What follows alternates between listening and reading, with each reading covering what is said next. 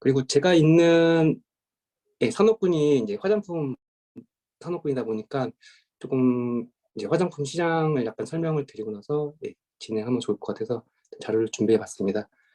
보시면은 현재 지금 총 화장품 시장 규모가 약 4천억 달러 정도 되는데, 국내 시장은 약 이제 120억 달러고, 이거 하나로 뭐 대충 계산하면 130조 원인데, 삼성전자 작년 매출만 해도 279조 원이더라고요. 이제 한 기업의 매출이 국내 규모 이상의 어쨌든 차지하고 있는 규모를 비교하자면 화장품 산업이 그렇게 큰 규모가 아니라는 걸 조금 인지를 하게 돼서 저도 좀 안타까운 마음이 있습니다. 반면에 이제 오른쪽 표죠. 보시면 화장품 시장 규모에서는 저희가 우리나라가 이제 전 세계에서 8위 정도 차지하고 있는 상태입니다. 그리고 국내 산업 화장품 산업의 특징이 총 업으로서는 총 3가지로 구분이 되어 있고요. 화장품 제조업, 화장품 판매업, 최근에 된 게 뭐 맞춤형 화장품 판매업이 있습니다. 그래서 화장품 제조업 같은 경우엔 아모레퍼시,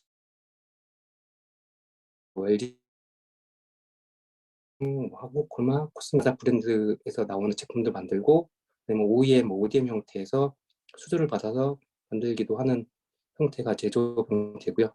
그리고 화장품 책임 판매업은 보통은 이제 브랜드사라고 부르죠. 저희 아모레퍼시픽도 헤라나 아니면 설화수 같은 브랜드를 갖고 있어서, 그래서 브랜드사들을 보통은 이제 책임 판매업을 부르는 상황입니다. 보통은 공장이 갖고 있는 회사가 거의 드물고요. 대부분 다 외주 생산으로 진행된 형태가 대부분입니다. 그리고 맞춤형 화장품 판매업 같은 경우엔 이게 내용물, 기존에 뭐 갖고 있는 화장품을 소분을 해서 판매할 수 있도록 일단 나온 판매업인데요. 이게 지금 아직까지 이렇게 활성화된 상태는 아니라서 요 부분 자세한 거는 저도 좀 공부를 해볼 분이 필요합니다. 그리고 간단하게 이제 제가 그냥 도식화해서 그려본 건데요. 화장품 이제 서플라이 체인을 잠깐 그려봤는데, 일단 뭐 보시면 아시겠지만 이제 포장재랑 원료가 이제 제조 공장, 제조사라고 명시되어 있는데, 이쪽으로 들어가서 이제 내용물, 저희가 피부에 바르는 화장품 내용물을 제조 후에 이제 포장재의 생산, 이제 충진 포장을 해서 벌크화 상태로 만들어서 그거를 포장한 후에 제품화되고, 제품화된 후면 저희 판매사가 될 수도 있고 아니면 고객사가 될 수 있는 부분인데, 그쪽으로 이동이 되고, 마지막에 이제 원하시는 이제 고객에 도달하는 부분을 잠깐 도식화해서 그려봤습니다. 이제 바로 섹션 D로 말씀을 드리겠습니다. 토픽은 총 4가지로 구성되어 있고요. 일단 첫 번째 토픽이 이제 푸시랑 풀에 대한 설명입니다. 풀의 개념은 이제 디센트럴라이즈드에서 이제 분산형 부분 말씀하는 거고, 푸시 같은 경우는 센트럴라이즈드에서 중앙 집중형으로 명시가 설명을 하고 있습니다. 일단 풀 같은 경우엔 인디펜던트 디맨드 모델링 시스템을 해갖고 독립 수요 주문 시스템에서 보통 사용되는 방식이고요. 그리고 이 같은 경우엔 이제 단순하게 독립적인 부분으로 운영되다 보니까 다른 창고나 아니면 유통센터를 별로 고려하지 않고 독립적으로 한 센터에서 진행될 수 있는 부분을 설명하고 있고요. 푸시 같은 경우엔 이게 중앙 집중형이다 보니까 소위 말하는 누군가가 최종 결정권자가 컨펌을 하고 이제 승인을 해줘야지 이런 부분들이 발생되는 특징이 있고, 그리고 이게 뭐 지역적으로 발생하는 이제 수요 데이터나 아니면 이슈 사항에 대해서 그렇게 민감하게 반응하지 않는다는 특징을 갖고 있다고 이렇게 설명이 되어 있습니다. 그리고 한 가지 더 이제 푸시랑 풀 방식이 아닌 DRP라고 디스트리뷰션 리퀘어리먼트 플레인이라는 방식인데, 이거 같은 경우는 푸시랑 풀의 특징을 2개 다 갖고 있다고 해갖고요. 이제 첫 번째로는 디스트리뷰션 센터 플레이스 오더라고 해서 여기서 이제 주문 지시가 내려가는 방식이라서 푸시라는 부분이 발생하고, 두 번째 이 중앙 쪽에 공급할 수 있는 오더 사이즈를 먼저 알려준 알람에 대한 미리 알려준 노티스에 대한 개념도 있기 때문에 이거를 이제 풀의 특징으로서 명시를 하고 있는 부분이 있습니다. 그리고 토픽 두 번째인데요. 예, 지금 이제 독립 수요에 대한 부분인데 독립 수요 품목의 이제 주문 시기에 대한 설명이 하고자 합니다. 일단 먼저 디펜던트 디맨드 같은 경우에 이제 MRP나 칸반, 뭐 드럼 버퍼, 로프의 이런 방식을 사용해서 수요를 저희 죄송합니다. 종속 수요를 이렇게 사용하는 방식이 MRP, 칸반, 이제 드럼 버퍼, 로프 같은 방식을 사용하고 있고요. 이제 독립 수요 같은 경우엔 이제 오더 포인트, 피어리딕 리뷰 같은 방식을 사용하고 있습니다. 일단 이 주문 시스템의 목적은 가장 중요한 게 일단 스타가 코스트랑 이 캐링 코스트의 합을 최소화하는 그 자체가 목적이라서요.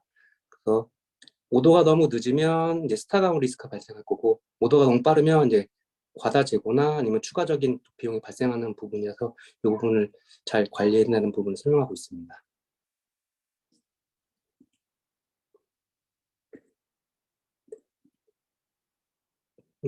네, 그리고 독립 수요에서 사용하는 방식 중에 이제 첫 번째로 이제 오더 포인트 시스템인데요. 가정이 설명이 되어 있는데요. 네, 첫 번째로는 비교적 수요가 안정적인 부분이 있어야 되고, 두 번째는 이제 뭐 주문이 평균 대비 수요가 너무 많으면 오더 포인트가 좀 더 빨리 이루어져야 되고, 그리고 평균 대비 수요가 적으면 이제 오더 포인트가 늦어진다는 그런 전제가 있습니다. 그리고 마지막으로 이제 고정 수량이 정량 발주 개념인데 고정된 양을 발주한다는 개념이 있습니다. 그래서 그걸 사용하는 게 일반적으로 EOQ를 사용해서 그걸 설정 가능하다고 표기가 되어 있습니다. 밑에는 식이 있긴 한데 다들 잘 아시는 개념이었고 큰 설명이 필요 없을 것 같았고요. 다음으로 넘어가겠습니다. 네. 그러면 주문 시점이 그럼 언제 도달해야 되냐에 대한 부분인데, 그걸 관리하는 부분 중에 한 가지가 여기서 명시한 게 이제 퍼페추얼 인벤토리라고 해서 이 개념 자체가 단순히 보자면 첫 번째 설명되어 있듯이 현재 트랜잭션 계속하는 거래적인 부분을 지속적으로 계속 관리하는 부분을 관리하는 방식에 대한 재고를 이제 퍼페추얼 인벤토리라고 설명하고 있는데요. 그게가 이제 ERP를 가장 좋은 예로 들 수 있습니다. 근데 이게 실질적으로는 재고가 기록이 전산이나 실물에 대한 이런 갭 차이가 좀 발생할 수 있는 부분이 있는데, 그 이유가 이제 슈링키지에서 뭐 재고가 어떤 환경적인 요인에서 뭐 축소되거나 뭐 일부 없어질 수도 있고요. 그리고 또한 이제 사람에 대한 어쨌든 작업자나 어떤 오류로 인해서 발생할 수 있는 부분 때문에 이런 실적인 전산이랑 실물에 대한 부정확성이 발생할 수 있다는 부분을 명시하고 있습니다. 그래서 요 아래 부분에 대한 표를 잠깐 설명드리면, 일단 빨간색으로 제가 표시를 해드렸는데 여기 사용될 수 있는 양이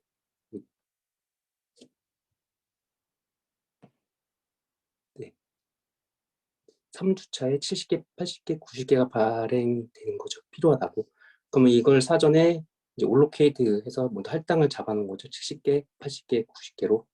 그래서 실질적으로 빼면은 280개가 저희가 가용할 수 있는 재고로 표기가 되어 있고요.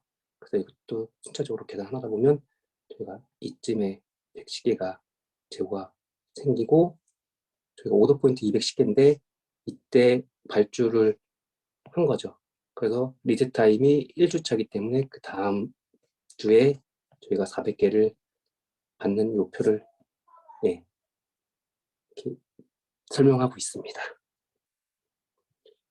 그리고 그 방식으로는 이제 투빈 시스템이랑 이제 간판 시스템이 있는데, 투빈 시스템은 결국은 빈 통이라는 거를 두 개를 운영하는 부분인데요. 그래서 첫 번째 빈이 비워지면 그때 리오더 하는 부분을 설명하고 있고요. 그리고 그 아이템 같은 경우에는 이제 C 품목의 아이템을 주로 사용한다고 설명합니다. 그리고 칸반 시스템 같은 경우에는 이제 비주얼 시그널스라고 특징이라고 표기가 되어 있고요. 그래서 카드랑 라이트랑 이제 MT 컨테이너 이 세 가지로 품목을 해서 눈으로 쉽게 가시할 수 있게 관리할 수 있다고 명시되어 있습니다. 그리고 다음은 피어링 리뷰 시스템인데요. 이거는 뭐 다른 용어로는 뭐 전기발주라도 부르기도 합니다. 이걸 저도 지금 저희 회사에서 많이 사용하고 있는데, 한 품목당 스큐가 많으면 발주서죠. 발주서도 그렇고 부가적인 업무가 많이 건 바이 건으로 발생하면 너무 힘들어서 거의 그래서 여기서 적혀 있듯이 이제 그로서리 스토어 같은 품목이 많은 품목에서는 이걸 주로 사용한다고 명시되어 있습니다. 피리오딕 리뷰 시스템 같은 경우엔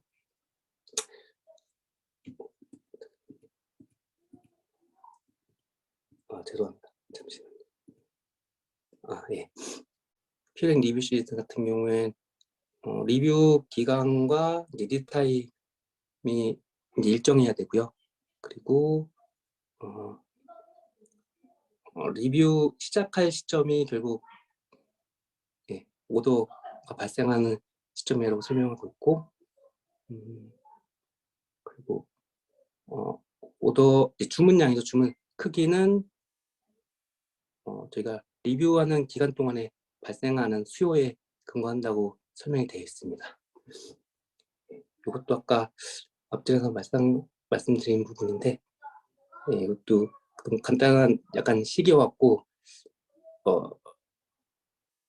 설명을 하긴 건너뛰도록 하겠습니다. 그리고 토픽 세 번째 이제 프로덕트 코스트인데요. 제품 비용인데 이 앞전에 저희 신정아 교수님께서 잠깐 설명해 주신 그 밸런스 시트를 조금 이해하면 좋을 부분이, 이 비용에 대한 부분이 처음에는 이제 자산으로 잡히고요. 근데 나중에 이걸 판매함으로써 비용으로 바뀐다는 부분을 설명하고 있습니다. 그러면 비용적인 부분이 왜 더 추가적인 부분이 발생할 수 있는 부분을 설명을 드리면, 일단 비경제적인 생산이 발생해서 추가적으로 비용이 더 나올 수도 있고요.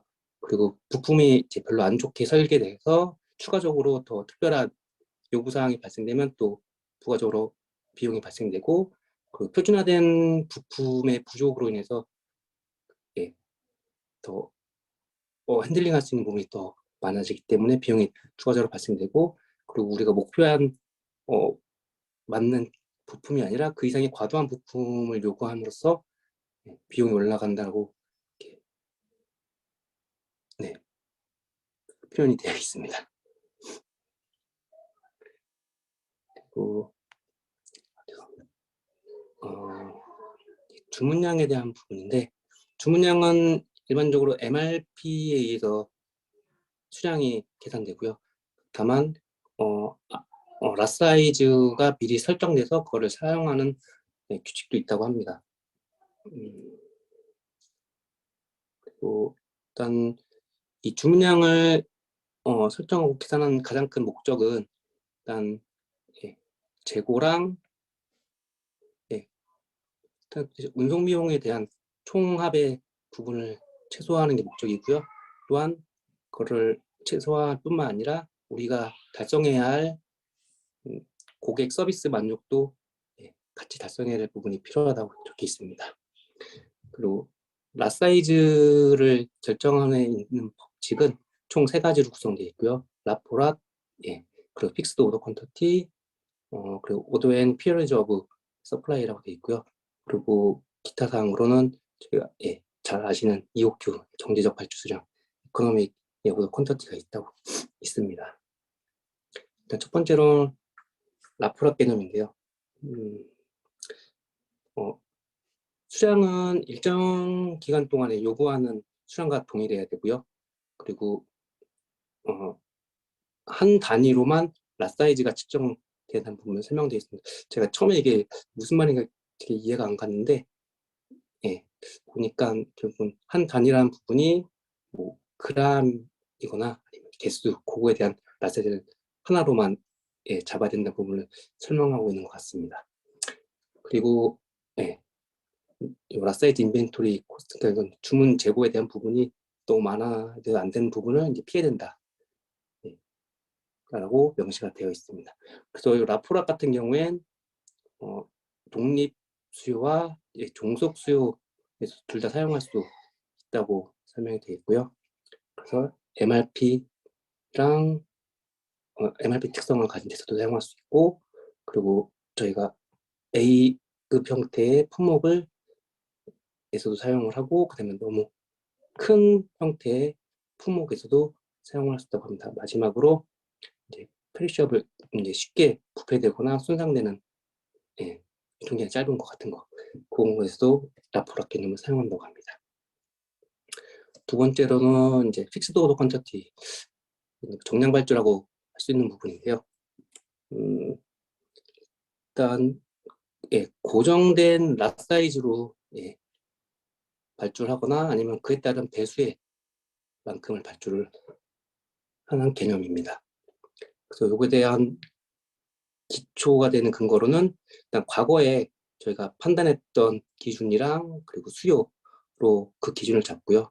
그리고 추가적으로 이제 이코노믹 오더 퀀터티 EOQ를 활용해서 그거를 기준을 잡고, 다만 그 기준을 잡을 때도 그냥 막 잡는 게 아니라 계산됐다고.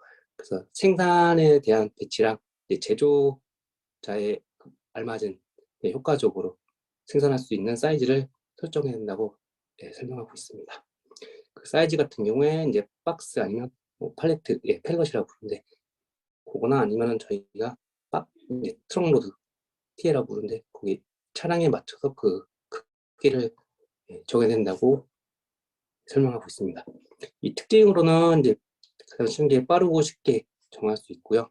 그리고 이게 최소화된 비용이 목적이 아니라 최소화가 안 될 수 있는 부분을 설명하고 있습니다. 다만 여기서 설명된 게 EOQ는 경제적 발주이기 때문에 이걸 제외한다고 명시가 되어 있습니다.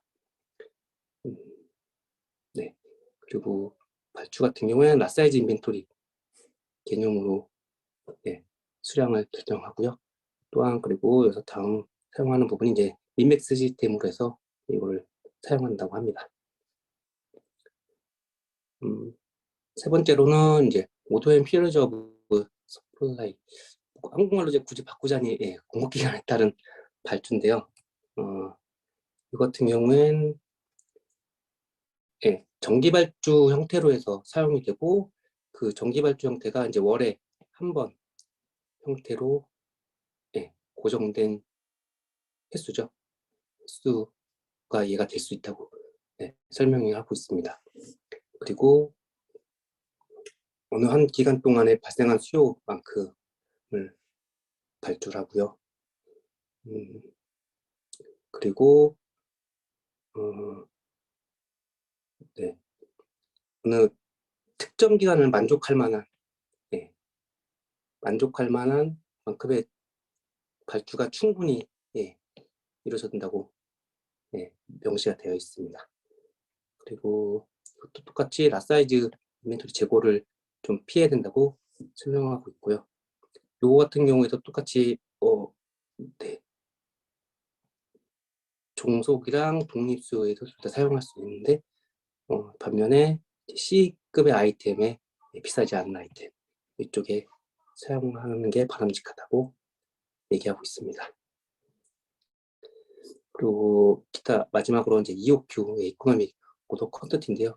그래프를 보시면은 이 커브가 이루어지는 이 부분이 이 구간이 적당한 구간이라고 설명되어 있고, 그리고 이제 오더링 코스트랑 오더링 코스트랑 캐링 코스트 이게 만나는 요 시점, 요 지점이 EOQ라고 이해하시면 될 것 같습니다. EOQ에도 몇 가지 가정이 필요한데, 전제 조건이 첫 번째로는 수요를 알고 있어야 되고, 그게 비교적 일정해야 됩니다. 그리고 한 번에 그 아이템 품목이 같은 롯이나 같은 배지여야 되고요. 그리고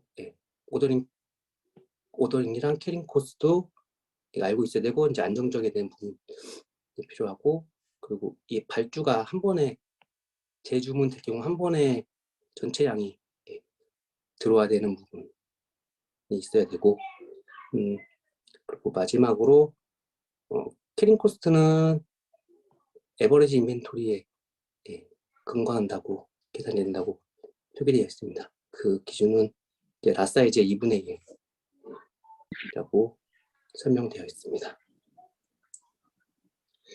다만 지금 이제 교재에서 저도 읽다가 나온 부분인데요.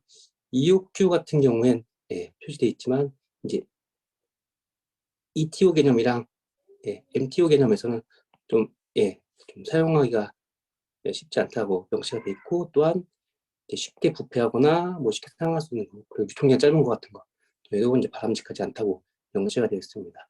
그리고 특히나 제조업에서 유용하게 살 수 있는 부분이 라포라 칩보다도 자주 사용된다고 설명을 하고 있습니다. 그러니까 이게 EOQ가 조금 이론적인 부분이 조금 더 높기 때문에, 그리고 전제 조건이 조금 현실이랑 좀 맞지 않는 부분이 많아서, 그래서 이렇게 설명을 하고 있는 부분이 있는 것 같습니다.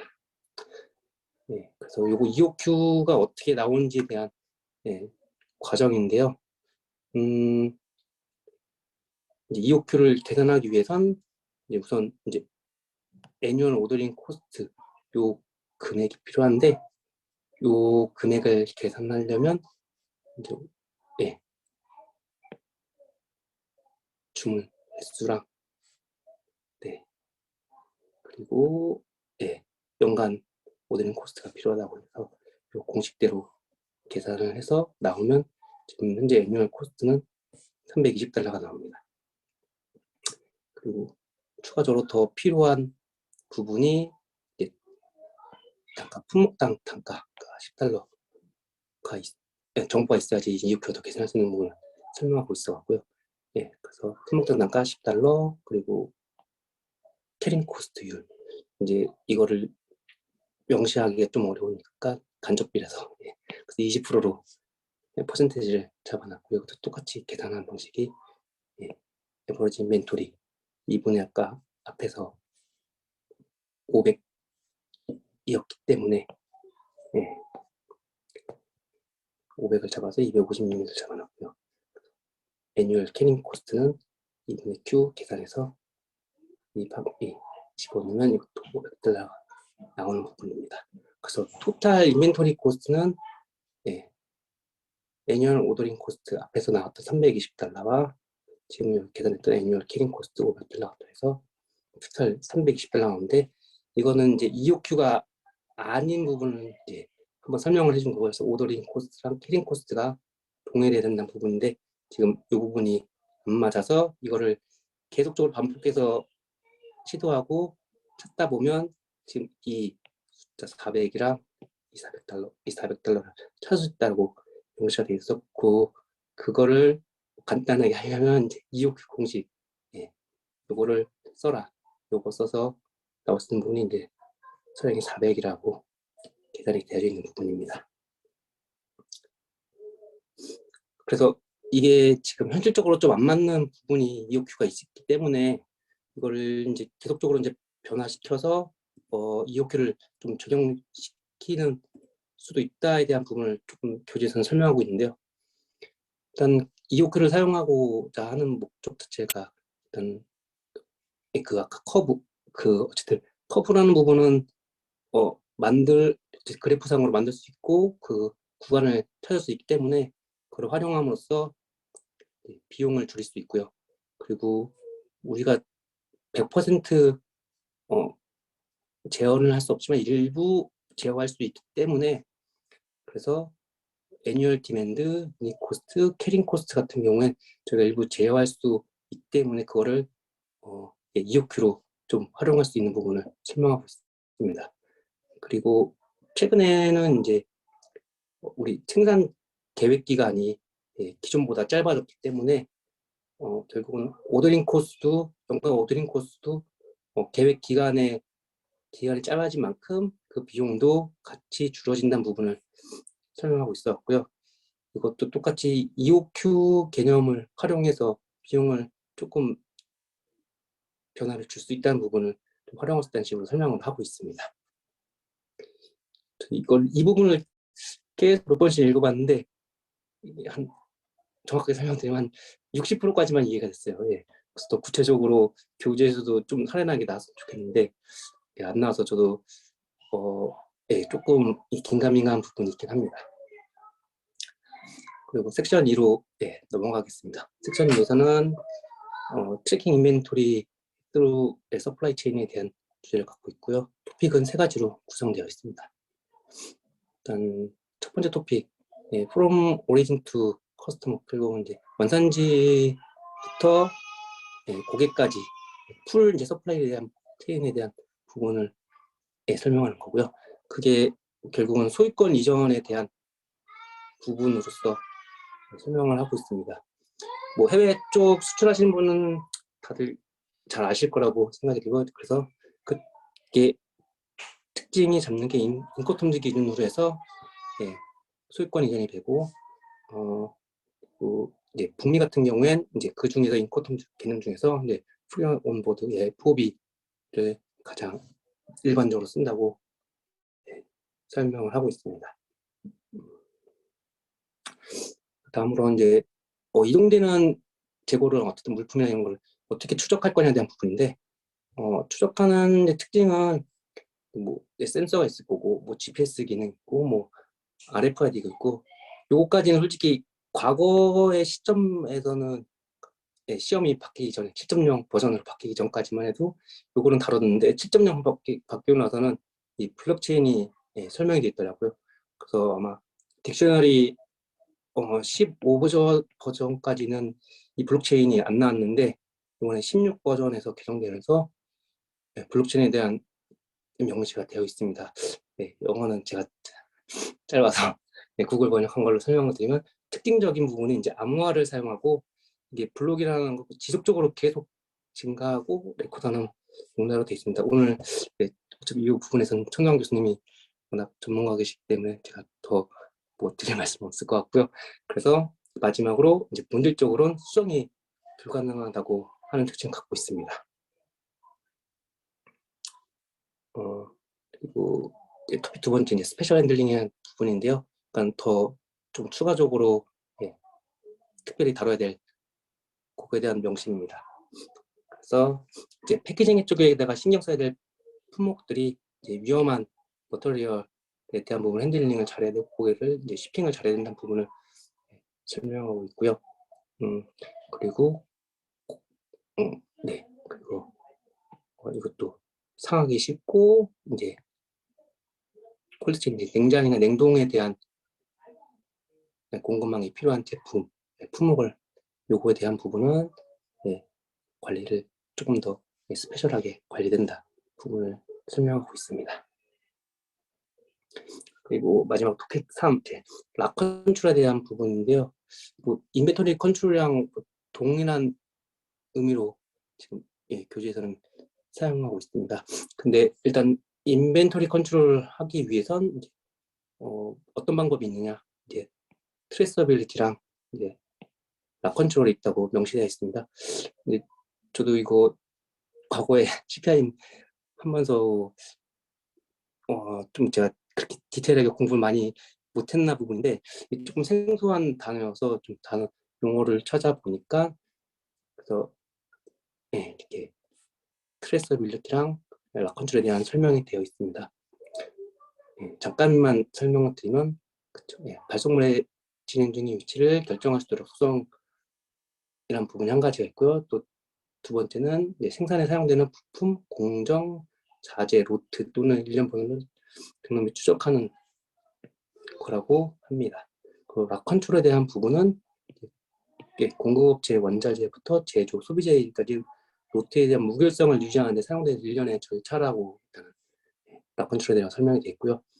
그러면 우리가 이 트레이서빌리티라고 락 컨트롤을 하기 위해서 그러면 총체적으로 수준을 결정해야 되는 포인트가 필요한데 그럼 그 기준을 뭘로 삼을 거냐. 그래서 첫 번째로는 이제 그 아이템의 중요성, 우리한테 얼마나 중요하냐. 그리고 다른 한 가지는 그러면 우리가 어느 수준만큼으로 이걸 제어할 수 있고 컨트롤할 수 있는 수준을 정해야 된다. 이 부분을 명시하고 있습니다. 이제 섹션 F고요. 섹션 F 같은 경우는 리버스 로지스틱스에 대한 부분입니다. 뭐 역물류라고 부르기도 하는데요. 간단하게 보시면 그 목적 자체가 이제 에셋 리커버리, 즉 자산 회수에 대한 부분 한 가지가 있고, 그리고 최근에 이제 ESG 환경도 ESG 부분도 많이 떠올라서 환경적인 부분도 필요하다고 해서 이제 그린 리버스 로지스틱스라고 해서 이 두 가지의 특성을 갖고 있다고 합니다. 역물류 자체가. 그래서 잠깐 제가 또 화장품 쪽이다 보니까 이걸 찾다가 보는 게 결국 이제 아모레퍼시픽 쪽이 나오더라고요. 그래서 잠깐 영상을 보시면서 좋을 것 같습니다. 영상을 보시면 좋을 것 같습니다. 다 쓴 화장품통을 부수고 색깔별로 모으고 다시 녹여서 물건을 만든다?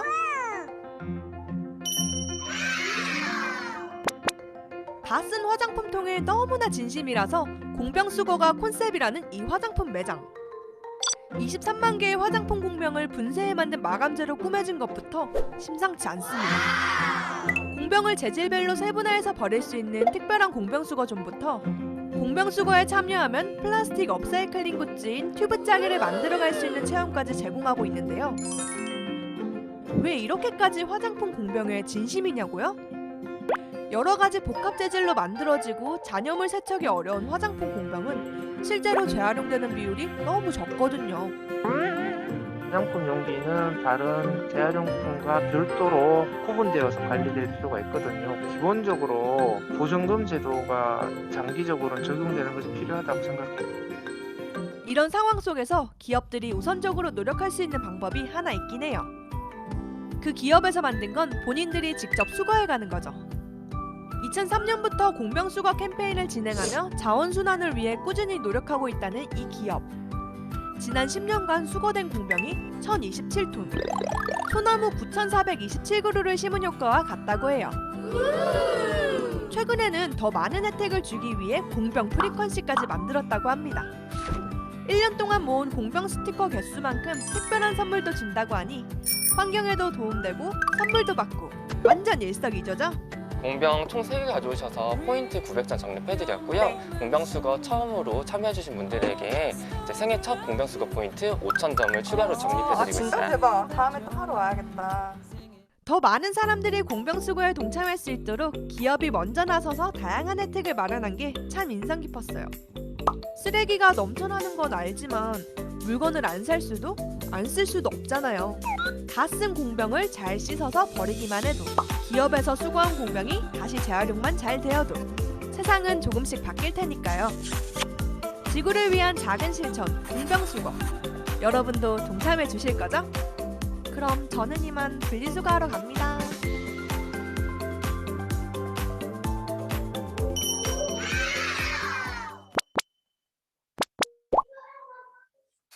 다 쓴 화장품 네, 그래서 지금 국내에서 찾아보니까 지금 유튜브에서 검색되는 게 이제 아모레퍼시픽만 좀 나오더라고요. 이니스프리 2003년부터 엄청 오래전부터 했는데 최근에 ESG 좀 화두가 되면서 이 기사가 됐더라고요. 21년 작년 7월에 나온 기사입니다. 네. 섹션 G 이제 인벤토리 어큐러시 오디트인데요. 결국은 이제 실사에 대한 부분입니다. 토픽은 한 가지로 구성되어 있습니다. 결국은 재고 실사에 대한 부분인데 일단 재고에 대한 부분이 가장 큰 실사하는 목적도 어쨌든 부정확한 재고 때문에 하기 위한 목적이고요. 이게 발생되는 이유가 아까도 말씀드린 작업자 아니면 어떤 오류에 의해서 사람이든 뭐든 간에 발생하는 오류랑 이제 시간이 지나면서 뭐 없어지는 축소되는 그런 재고 특성이 있는 부분이라서 이 부정확성을 확인하기 위해서 재고 시사를 한다고 되어 있습니다. 크게 재고 시사에 대한 부분은 이제 피어리딕 인벤토리랑 사이클 카운팅 요거 두 개의 특징이 있고요. 크게 특징으로만 먼저 설명을 드리면 피어리딕 인벤토리 같은 경우엔 이제 어느 시점에 한번 기간을 잡고 뭐 여기서는 이제 연간으로 예를 들고요. 사이클 카운팅 같은 경우에 이거를 저희가 A, B, C 분류를 해서 그에 따른 좀 더 많은 더 자주 다른 품목보다 더 자주 하겠다에 대한 부분을 설명하고 있습니다. 그리고 일단 피어리딕 인벤토리 같은 경우 가장 주된 목적은 이제 파이낸셜 스테이트먼트 재무제표에 대한 부분을 선정하기 위해서 필요한 거고요. 사이클 카운팅 같은 경우엔 재고의 정확성을 유지하고 그리고 혹시나 모를 어떤 원인이죠. 불명한 원인을 이제 없애기 위해 확인하기 위해 하는 목적이 제일 큽니다.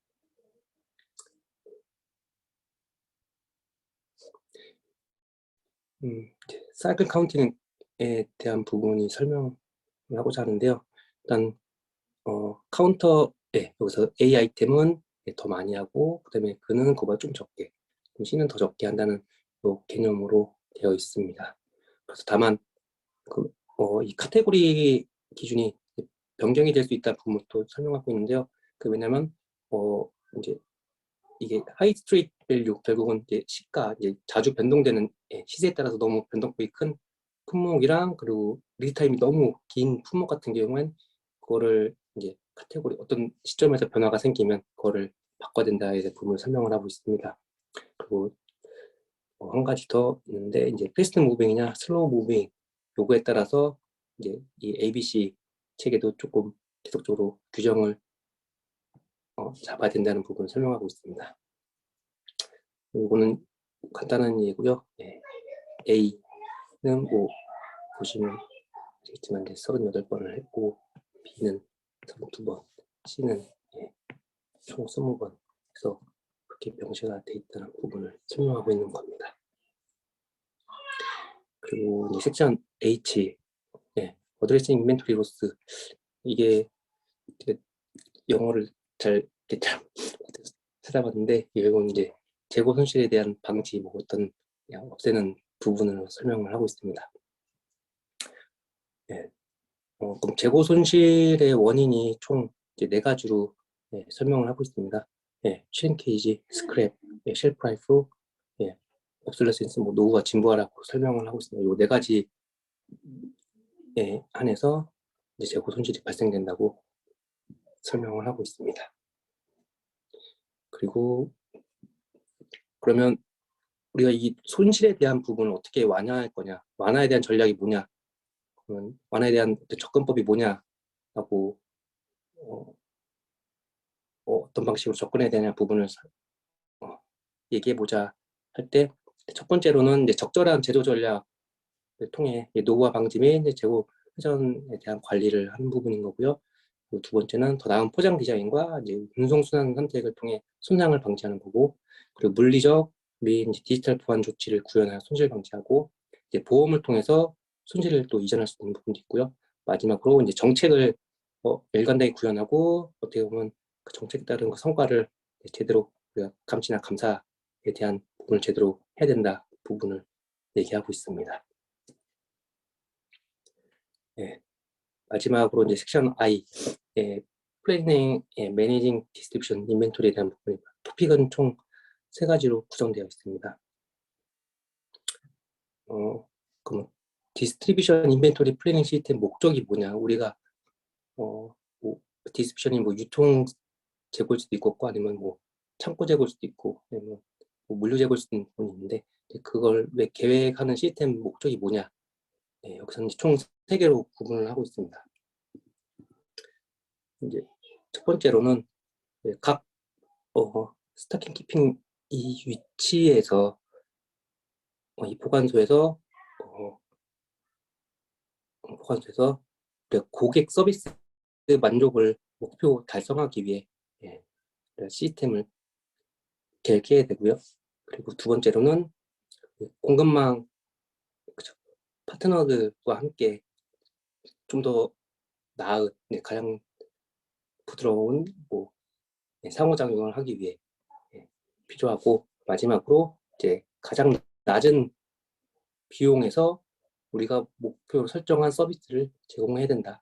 제공하기 위해서 이 플래닝 시스템을 운영해야 된다는 부분을 설명하고 있습니다. 그래서 이 디스트리뷰션 네트워크스 앤 배열층에 대한 토픽이 두 번째인데요. 그래서 이 shipping 패턴, 운송에 대한 간단한 패턴을 그림으로 설명하고 있습니다. 시표가 있고, 이 중에 픽업을 해서 배송을 하고 터미널 도착하면 이제 다른 해외나 다른 국가 아니면 다른 지역에서 다른 터미널도 도착한 후에 배나 트럭이 될 수도 있고, 기차가 될 수도 있고, 항공이 될 수도 있고, 이런 파이프라인이 될 수도 있어. 그거 통해서 전달된 후 다시 또 픽업 앤 트럭 딜리버리 발생하고, 마지막엔 이제 컨사이니가 수치자가 되는 부분을 설명하고 있는 부분입니다. 그러면 여기서 내용 부분이 이제 shipping 코스트. 그러면 우리가 shipping 코스트가 발생하는데 이 코스트가 뭐냐?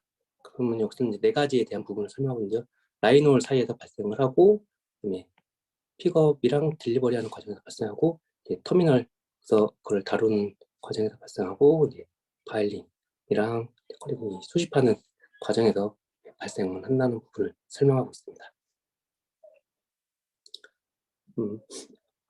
그리고 이제 TL, 전세 아니면 독차라고 하는 부분인 거고요. 그리고 LTL은 이제 혼재 차량, 혼적화에 대한 부분인 거고, 그러면 TL 대 LTL에 대한 개념이랑, 그리고 다른 원인 아니면 원인이 미치는 요율이죠. 비용 요금이 된 부분인데, 요금에 대한 부분을 설명하고 있는 겁니다. 일단 두 개 기본적인 요율 구조가 있는데요. 이제 설명드렸듯이 트럭 로드가 독차, 전세 차량이 있는 거고, 그리고 두 번째는 이제 혼재 차량에 대한 부분이 있습니다. 근데 독차 같은 경우엔 생각보다 이제 비용이 조금 저렴하게 측정이 되고, 대신에 혼재 차량 LTL 같은 경우엔 이제 요율이 조금 높게 잡혀 있는 부분이 있다고 설명을 하고 있습니다. 그리고 이제 위험한 물질인지, 아니면 부패 상한지, 냉동인지, 고부한지, 아니면 쉽게 깨질 수 있는 그런 거에 따라서 요금에 대한 영향을 미친다고 설명을 하고 있는 거고요. 그에 따라서 또한 이제 저밀도에 대한 제품이면 결국 최대한 부피로 계산이 되고, 그리고 이제 밀도가 높으면 이제 최대 무게로 계산돼서 이게 이 요금에 대한 영향을 미친다고 설명이 되어 있습니다. 그리고 이제 백홀링이랑 이제 엑스포다이팅이 있는데, 백홀링 같은 경우에는 이제 차가 A 지점에서 B 지점 갈 경우 가서 끝나는 게 아니라 다시 여기서 물건을 싣고 다시 백차하는, 물건을 싣고 오는 요 부분 백홀링 부분인데, 이거에 따라서도 이제 요율이 영향을 미치고요. 그리고 엑스포다이팅 결국은 좀 더 신속하게, 좀 더 긴급하게 진행하는 것도 이 요금의 요율에 대한 영향을 미친다고 설명이 되어 있습니다. 간단한 shipping 문제인데요. 이 내용은 결국은 이 지점에서 출발해서 우리가 갖고 있는 이 DC를 통과한 후에 우리 고객한테 도착하는 이 토탈 애뉴얼 디스펜서 코스트 요 금액을 얼마냐라고 지금 묻고 있는 거거든요. 요거 혹시 계산해 주실 분 잠깐 계실까요? 요 계시면은 예, 선착순 먼저 하시는 분한테 그때 아마 예, 지난번에 장훈 교수님이 쏘셨던 것처럼 커피 저도 예, 쏘겠습니다.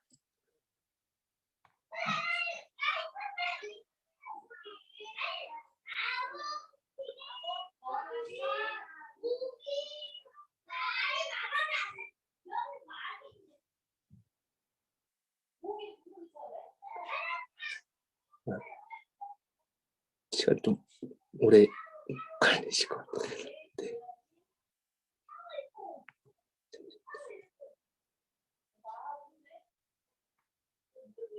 그러니까 요, 예, 간단 힌트를 드리면 지금 요 TL, 요 DC, 요 LTL 요거만 계산하면 되거든요. 예. 결국은 요거랑 이렇게 더하면 그래서 원하는 요 값이 나오는 부분이긴 해요.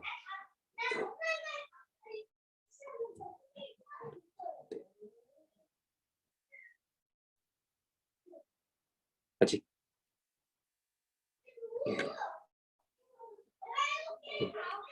예, 시간 관계상 예, 넘어가겠습니다. 그러면 이제 예, 64만 달러가 나오는 부분을 예, 문제로 나왔습니다. 그러면 결국은 이 운송비를 그러면 창고에서 어떻게 줄일 거냐에 대한 부분인데 일단 창고에 대한 역할은 이제 밸류, 이건 부가가치를 창출하는 게 목적인데 그걸 어떻게 해야 되냐? 그러면 예, 큰 벌크를 브레이크다운 이제 쪼개던가 아니면은 이제 화물을 통합 운영하는 통합 방식으로 운영하겠다에 대한 부분을 설명하고 있습니다. 그리고 네, 그리고 창고를 뭐 무조건 더 많이 지어서 활용할 수 있는 부분은 아니라서 해서 창고는 결국은 이제 비용 계속 나간다는 부분을 설명하는 거고요. 그래서 요 예시를 설명된 게 요 DC를 운영할 거냐, DC를 운영하면서 이 독자, 뭐 TA 작업 부분이랑 LTL을 같이 혼용으로 운영하는 거랑 아니면 LTL만 단독적으로 이걸로 운영하는 거랑 어떤 게 더 효율적이고 더 비용적인 부분이 좋냐 부분을 설명을 하고 있는 건데요. 그게 이 예시로 설명이 되어 있고요. 단순히 보자면 결국은 결론적으로 보자면 혼용으로 운영하는 게 혼용으로 운영하는 게 이 비용이 더 절감된다라고 설명하고 있습니다. 그리고 웨어하우스 이제 창고에 대한 목적이 뭐냐라고 봤을 때는 단순하게 보관상의 문제가 아니라 가장 큰 목적은 서플라이 체인에 대한 부가가치를 창출하는 게 창고가 갖고 있는 목적이라고 표현하고 있습니다. 저도 이번에 이거 읽으면서 되게 이렇게 서플라이 체인에 대한 부가가치를 창출해야 되는 부분, 이 창고에 대한 목적이라는 부분을 저도 읽고 나서 다시 한번 좀 많은 고민을 하게 됐습니다. 네. 그래서 이제 창고에서 이루어지는 과정이랑 이제 활동에 대한 부분 잠깐 그림으로서 설명하고요. 제품이 들어오면 이제 받고 이런 일련의 과정을 통해서 결국은 출하를 한다 아니면 해외로 보낸다 이렇게 하는 개념입니다. 그리고 이제 창고 활동에서 이루어지는 활동 중에 하나가 이제 피킹인데요. 피킹 방법은 총 4개로 돼 있고요. 제가 이게 제 현업에서 제가 물류창고까지는 이렇게 디테일하게 업무 안에서 이게 무슨 용어가 계속 봤는데 결국은 이 딕셔너리 개념으로 보자면 첫 번째로 이제 디스크리트 오더 피킹 같은 경우에 일반적으로 그냥 주문 오면 순차적으로 하나씩 피킹 오더한다는 방법으로 이해되고요. 그리고 두 번째 이제 배칭 피킹은 이제 제품 위치 이동을 줄이기 위해서 주문 전반에 걸쳐 주문 전반에 걸쳐 제품별로 주문 요구 사항을 집계하는 주문 방법이라고 되어 있습니다. 어떤 제품에 거기에 대한 물품을 한 번에 다 해서 쉽게 제품화 할 수 있게 준비해주는 피킹 작업이고, 웨이브 같은 경우엔 그래서 이제 웨이팅 이거를 제일 줄이기 위해 피킹 작업을 되어 있는데, 결국은 이제 셀렉팅 사전에 수집하고 이거를 다 순서를 정하고 이 리스트를 다 만들어서 사전에 세팅을 해놓은 거죠. 그래서 이 웨이팅 타임을 줄이기 위한 피킹 작업으로 돼 있고, 이제 존 피킹 같은 경우에 이제 보다 조금 효율적으로 신속하게 피킹하기 위해서 창고 내 이제 구역을 좀 세분화해서 운영하는 피킹 방법이라고 설명되어 있습니다. 그러면 인벤토리 로케이션 시스템이 필요한데, 그럼 이거를 어떤 식으로 운영할 거냐? 그러면 이 세 가지 특징이 있는데요. 픽스드 로케이션 스토리지, 랜덤 로케이션 스토리지, 존, 이 방식이 있다고 합니다. 그냥 일단 간단하게 장점만 먼저 설명을 드리면, 픽스드 로케이션 같은 경우에 어디 있는지 쉽게 배우기 쉽고요. 그리고 랜덤 로케이션 같은 경우엔 이제 공간 활용도가 최대화할 수 있고, 존 같은 경우엔 이게 고정화랑 변동에 대한 부분을 쉽게 고정할 수도 있고 쉽게 변동할 수 있는 부분이 있어서 그게 이점이라고 설명하고 있습니다. 그리고 이제 웨어하우싱 같은 경우엔 이제 풀베이스 있고 이제 퍼블릭이 있는데, 거기에 대한 특징으로는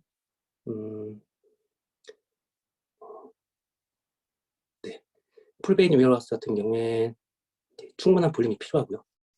그리고 퍼블릭 웨어하우스 같은 경우엔 비용이 이제 오래 운영할수록 많이 올라간다에 대한 부분 설명하고 있습니다.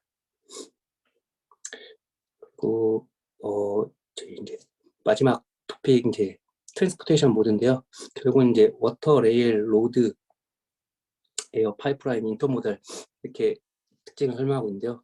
일단 워터 같은 경우는 간단히 아시면 해안이나 뭐 수로 같은 경우 이용하는 건데요. 가장 단가가 비용이라는 게 싸지만 죄송합니다. 가장은 아닙니다. 비용이 싸고 대신에 이제 느리고, 단점으로 느린 부분이 있고요.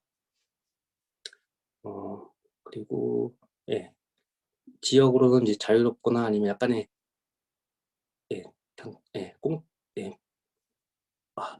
낮은 중간적인 볼륨이라고 표시가 되어 있습니다. 그래서 이용은 이제 오션이랑 리버 이런 걸로 이용한다고 되어 있습니다.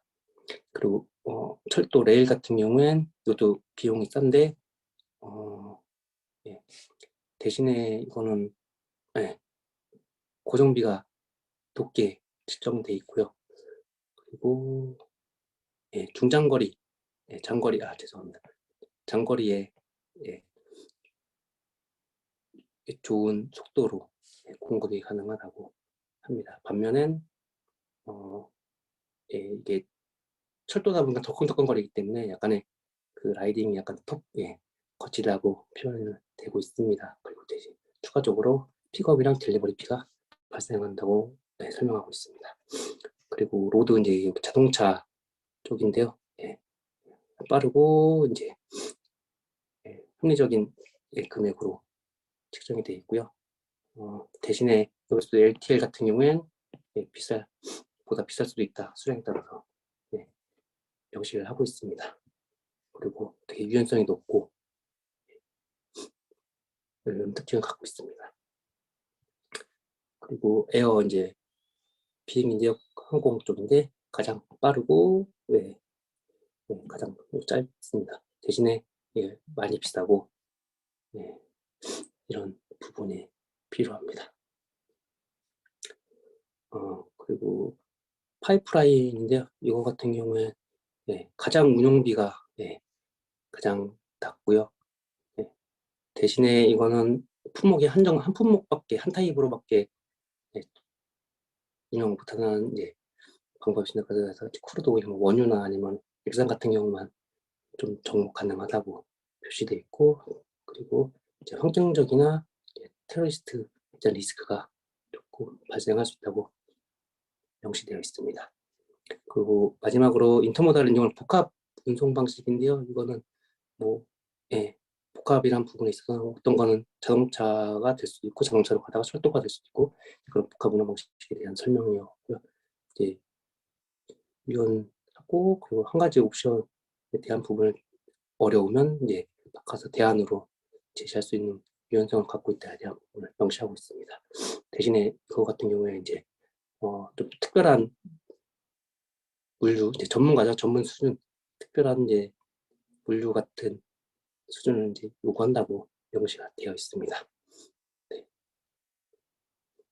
그리고 캐리어 같은 경우에 프리베이 캐리어랑 저희가 고용해서 쓰는 공공 캐리어 아니면 임대 캐리어라고 부르고요.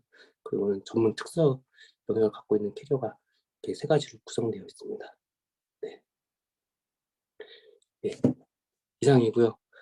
이게 세션이 좀 많다 보니까 저도 좀 디테일하게 좀 설명이 좀 필요한 부분에 있어서 좀 시간상 많이 못한 부분도 있어서 일단 이 부분도 좀 양해 말씀을 드립니다. 네, 이상입니다.